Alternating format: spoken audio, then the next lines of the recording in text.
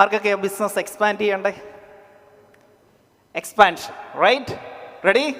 How to expand our business. So business നമ്മൾ എപ്പോഴും നമ്മൾ മനസ്സിലാക്കേണ്ട കാര്യം, നമ്മളുടെ ജീവിതത്തിലും ബിസിനസ്സിലും ഉയർച്ച ഉണ്ടാകുന്നത്, വളർച്ച ഉണ്ടാകുന്നത് ഓരോ ഘട്ടങ്ങളായിട്ടാണ്, സ്റ്റേജ് ബൈ സ്റ്റേജാണ്.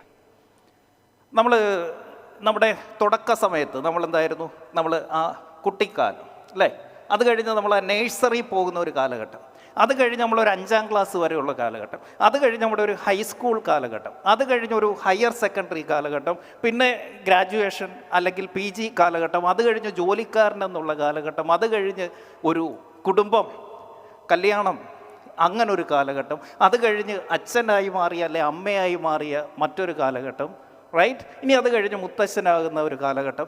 ഓരോ സംഭവങ്ങളും നമ്മുടെ ജീവിതത്തിൽ നടക്കുന്നതും ഓരോ ഘട്ടങ്ങളായിട്ടാണ്. Which means growth always happens in stages. Stage by stage ആയിട്ടാണ് നമ്മുടെ ജീവിതത്തിൽ ഗ്രോത്ത് സംഭവിക്കുന്നത്. അങ്ങനെയാണെങ്കിൽ ഇപ്പോൾ ഇവിടെ 9 ഘട്ടങ്ങളിലുള്ള ബിസിനസ്സുകാർ എൻ്റെ മുന്നിൽ ഇരിപ്പുണ്ട്.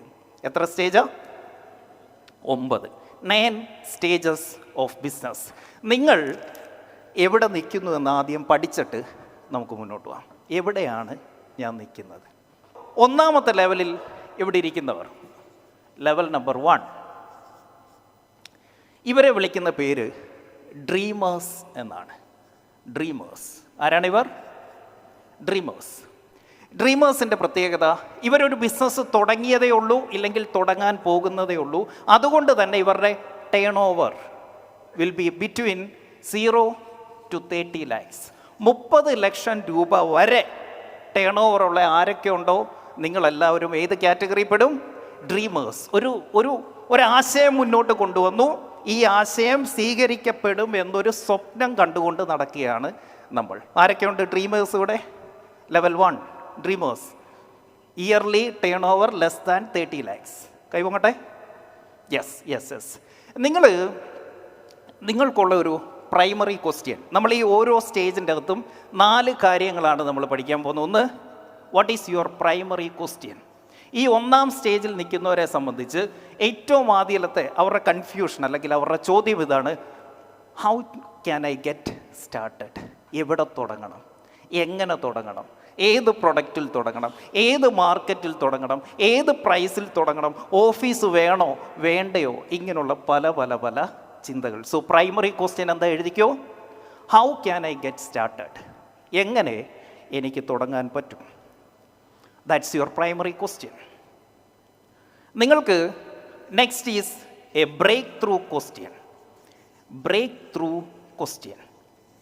നിങ്ങളുടെ മുന്നിൽ നിൽക്കുന്ന, ഇനി നിങ്ങൾക്ക് ഈ സ്റ്റേജ് കടന്ന് മുന്നോട്ട് പോകണമെങ്കിൽ ഈ ബ്രേക്ക് ത്രൂ ക്വസ്റ്റ്യനുള്ള ആൻസർ കണ്ടുപിടിക്കണം. And that question is, where is the blue ocean?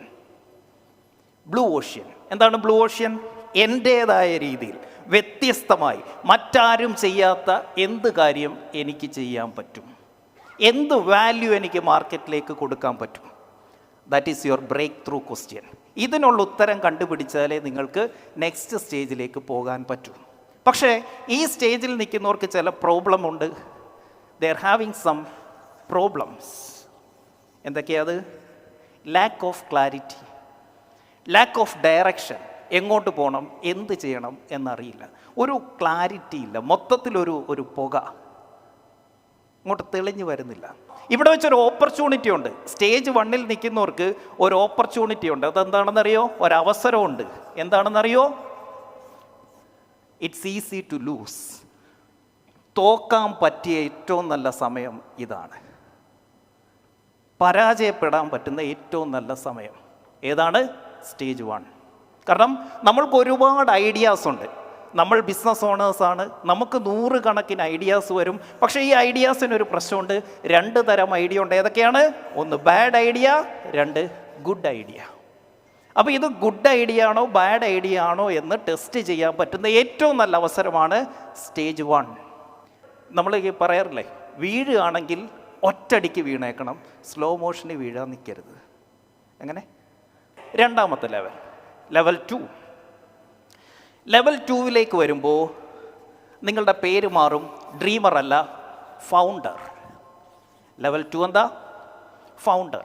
30 lakhs to 1 CR turn over. Yearly turn over 30 ലക്ഷത്തിനും 1 കോടിക്കും ഇടയ്ക്ക്. ആരൊക്കെയുണ്ട്? ലെവൽ 2. Yes, good. നിങ്ങളുടെ primary question, how can I survive? How can I survive? എങ്ങനെയെങ്കിലും ഒന്ന് പിടിച്ചു നിൽക്കണം. കാരണം ലെവൽ 1 നമ്മൾ ഒന്നും നോക്കിയില്ല, ലാഭവും നോക്കിയില്ല, നഷ്ടവും നോക്കിയില്ല, എങ്ങനെയെങ്കിലും ഈ ഐഡിയ ഒന്ന് സക്സസ് ആക്കി എടുക്കാനായിരുന്നു. അപ്പോൾ നമുക്ക് പ്രോഫിറ്റ് കുറവായിരുന്നു ലെവൽ 1. ഇനി എന്താ? How can I survive? എങ്ങനെ ഒന്ന് നിലനിൽക്കാൻ പറ്റും? ശരിയാണോ? Primary question, how can I survive? Breakthrough question. Breakthrough. നിങ്ങൾക്കിനി അടുത്ത ലെവലിലേക്ക് പോകണോ? നിങ്ങൾ ഈ രണ്ടാമത്തെ ചോദ്യം ചോദിക്കണം, who can be my mentor? Mentor. ഈ മെൻറ്റർ എന്ന് പറയുമ്പോൾ എന്നെ പോലുള്ള ട്രെയിനേഴ്സ് അല്ല കേട്ടോ.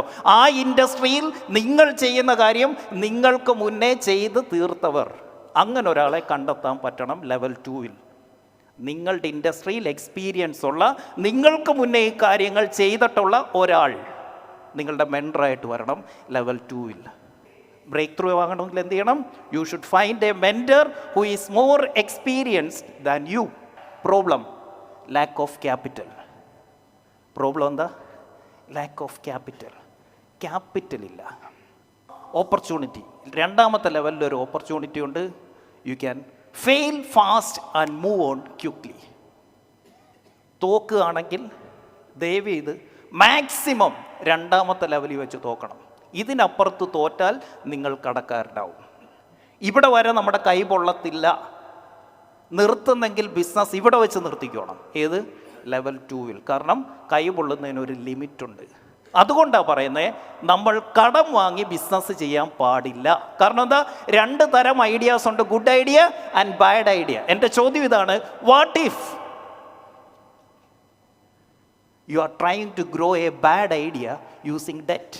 കടം വാങ്ങിച്ചിട്ട് ഒരു ബാഡ് ഐഡിയ ആണ് വളർത്താൻ ഉദ്ദേശിക്കുന്നതെങ്കിൽ, വളർത്തിക്കൊണ്ടിരിക്കുന്നത് എങ്കിൽ എന്ത് സംഭവിക്കും? It's over. The game is over.